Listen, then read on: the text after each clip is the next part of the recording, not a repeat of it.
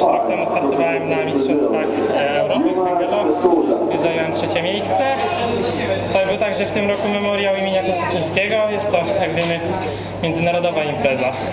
To znaczy tak, w mojej kategorii, w mojej konkurencji jest to dość tak duża rozbieżność, bo pomimo, że rekordy świata stanowią właśnie Afroamerykanie, to można sobie z nimi poradzić, można z nimi wygrać. Także no, są spore możliwości w tej konkurencji. Przede wszystkim posiadamy dużo lepszy stadion niż w Hengelo. Organizacja, no, wydaje mi się, że jest dobra. Trudno mi to porównać z organizacją w Holandii, bo nie znam tego tematu aż tak dobrze. Zbyt, można powiedzieć, mało czasu miałem na rozglądanie się, byłem zajęty konkurencjami i trudno mi to po prostu powiedzieć.